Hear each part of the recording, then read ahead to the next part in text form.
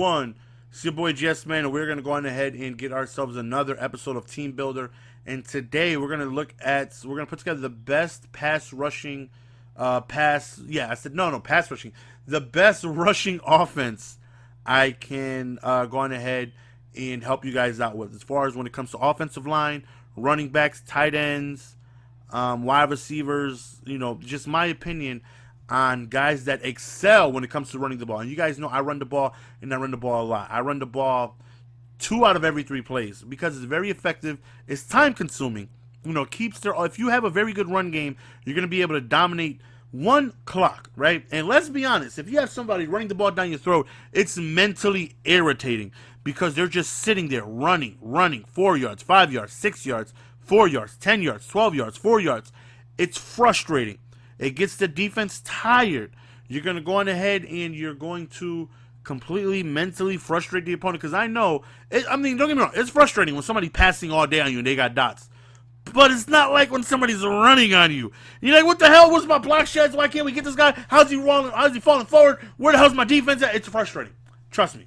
It's frustrating. And the best I've ever gotten in Madden has been when I went from a pretty decent player to like a good player to what I would like to think like a dash above a pretty good player. I'm still far away from a great player, but I would say I'm a dash above like a pretty good player. And that's when I really elevated my offense to running the ball. I used to just be pass heavy. I used to have dots, believe it or not. I rarely ran the ball. Hanging around T-Raw all day, and that would do that to you. But I really took my game to the next level a few Maddens ago and just became more successful than I've ever been because I ran the ball, and I ran the ball a lot. And I started realizing that, I don't got to worry about A gaps if I run the ball. I don't got to worry about B gaps. I don't have to worry about all these things.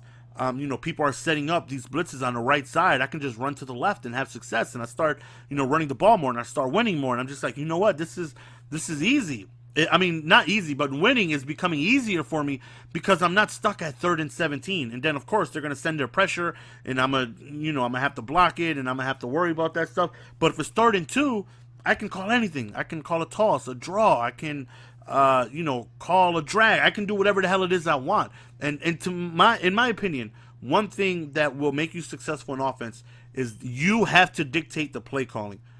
For example, if I'm on defense and I sack you 2 times in a row and now it's 3rd and 19, you're going to pass the ball. I know you're going to pass the ball. So I get the option of preparing for what I know is you're going to do. I know you're going to pass. So I can come out in heavy coverage. I can come out and send some pressure. I can do whatever it is I want to do because I know for a fact you're going to pass. If it's 3rd and 3, I don't know what the hell it is you're going to do. The playbook is open for you. You can do whatever the hell it is you want. I'm sorry for rambling on. Somebody timestamp when I start this right now. So, left tackle, out of everybody I have been able to use, I will say that Anthony Munoz did a very good job. I know I switched from him to the positional Joe Thomas. Is it Joe Thomas? Yeah, Joe Thomas. I just wanted to go on ahead and give that card a try. But Munoz is a very, very, very good running guy. Majority of the time, I run to the left. I just prefer the left over the right. I don't know why. But Munoz did a very good job of being able to lock down for me and do a really good job of being able to run the ball. Left guard is, where's that little racist bastard at? Richie Incognito. This Incognito, he has speed. He can pull. So I don't have to worry about him being slow on strong powers, which is, my main run that I like to do because you get a head of steam towards the outside. And if you can clear some space on the outside, you're good. You're good. You hit that outside. Stay away from them beefy, big defensive tackles and those linebackers up the middle that can block shit. Try to hit the outside. Try to attack the cornerbacks. And Richie Incognito's amazing. He's amazing. He run blocks extremely well. He has speed so he can get out in front. If you do tosses, if you do HB base, if you do strong power, if you do buck sweep, anything with a guard that is pulling, Richie Incognito is your man because he has the speed. And once he does get out in front, he's leveling folks. Now center, because I majority run right towards the outside, there's nobody that I really like because the majority of my runs are towards the outside. But whenever I do try to run, it's usually a draw right up the middle. And I can say, man, this Hudson did very good for me, and I'm really thinking about getting him back over the positional, what's his name? Over the positional Frederick, because one, he has identified, and I don't have that anymore. But when it just comes to run blocking, even though his run blocking is pretty low, when I had Hudson, I was doing pretty good.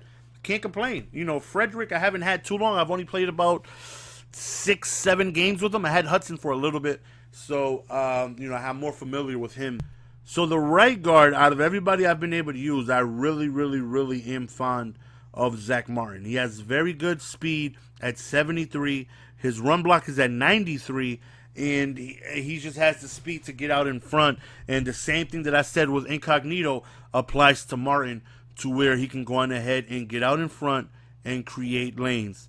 Eric Williams, easily the best run blocking guy I've been able to use on the right tackle. Easily. Eric Williams is a monster, blocks extremely well. He creates a lot of rushing lanes for you. And considering going back to him as well. I'm just trying out the positional guys, but going back to him as well. Now, tight end, without a doubt, no question about it, the best blocking tight end is, I was going to say, no, not this guy. Where the hell is he? Delaney Walker. This Delaney Walker is amazing. He has 90 run block, and you guys see I put them out there at tight ends to run my my pistol trips, because one, they run block really well. But two, it's like I tried having Jason Peters and Donald Penn out there. And yeah, that's definitely the way to go if you just want to pure run the ball. But let's be honest, if you see Donald Penn and you see Jason Peters out there, more often than not, it's going to be a run. And I got to try and somewhat be deceptive here, because I can't pass to Delaney Walker. And I've thrown dots to Delaney, and Delaney definitely gets loose. And he will go on ahead and do a very good job of running routes and things like that. But he blocks insanely good. I mean, insanely good. Next up, Rob Gronkowski. Master Gronk is a phenomenal run blocker. And then the last one is this tight end, Donald Penn. Donald Penn by far pancakes more guys than I've been able to use all year. Again, it's just a little, you know, you get worried that they're going to keen on the run too much because you have Donald Penn out there. He's not a receiving option. You know, he's just there to basically block, and blocking is what he does, and he does very, very, very well. Just don't go overboard and put, you know, Donald Penn and all these guys that are great run blockers but can't receive, because then you're just going to get too one-dimensional at that formation. Like, again, I tried the Jason Peters and Donald Penn and Gronkowski over there in shotgun trips, and it's just like, you can't do anything because they know you're going to pass. I mean, they know you're going to run. And if you do try passing out of that formation, Donald Penn and Jason Peters aren't getting open. They're terrible. But I will use one. And Donald Penn is such a good blocker. Wide receiver time. Oh, the Gunchito. Bring that ass here, boy. Brandon Marshall is a phenomenal run blocker. I mean, phenomenal run blocker. Somebody that can go up and get the ball. Somebody that can get open. And it's somebody, if you like to run the ball like me, you can put him out there and be successful. Like, there's times where I'll run my trips, and instead of having Delaney Walker on the outside, I'll put Brandon Marshall out there, just because I know, unless it's Mel Blount, unless it's somebody with freaking 82 block shed, or 85 or 91, whatever they have, if it's a Dion, if it's a DRC, if it's a D'Angelo Hall, if it's a Slay, if it's anybody, more often than not, 85% of the time, they're not shedding him, and you're going to be able to run towards the outside and do really, really, really well. The next guy I've been able to use that was money for me is Andre Johnson, the career tribute card. This card blocked so good for me. I mean, so good.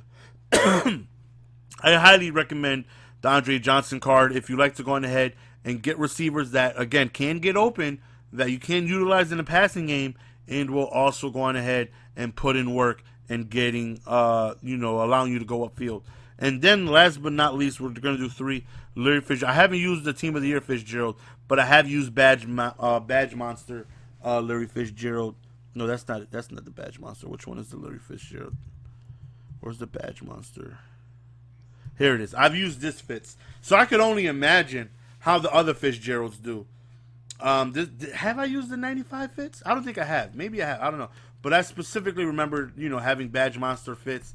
And Fitz is one of the best run blocking wide receivers in the game, which is specifically why I want to go ahead and get his honors card, because I know for a fact I can have, instead of having Gronkowski, Delaney Walker, and Penn out there, I can have Andre Johnson, Brandon Marshall, and Fitzgerald. And not only do you have to respect the pass because of the receiving threats that they are, I can go ahead and block 90% of your guys because they're really, really, really good at run blocking. Now, fullback, I typically don't use a fullback too often because I'm usually in a single back set. But whenever I do, I haven't really used the 98 Max Strong, but I have used the 92 overall Max Strong. And no, he gets busy. He'll lead block for you, and he'll do a phenomenal job. Now, when it comes to running the ball, the best running back in this game, in my opinion, is maxed out Marcus Allen. Without a doubt, the best one I've been able to use. Now, I'm talking about maxed out with Super Bowl chem, and he has that 95 speed, that extra strength and trucking. He's godlike. He falls forward 97% of the time. I did the math. 97. He's phenomenal. This guy is freaking amazing. The only reason why he's not my starter now over Murray is the fact that he's not fully chemmed out. But when I did have him fully chemmed out, oh my God. He trucks, he falls forward, he breaks tackles. He's phenomenal. Next up, the best one I've been able to use, even though I had him for a short amount of time, it didn't take me that long to realize that DeMarco Murray is an absolute monster. DeMarco Murray is a monster.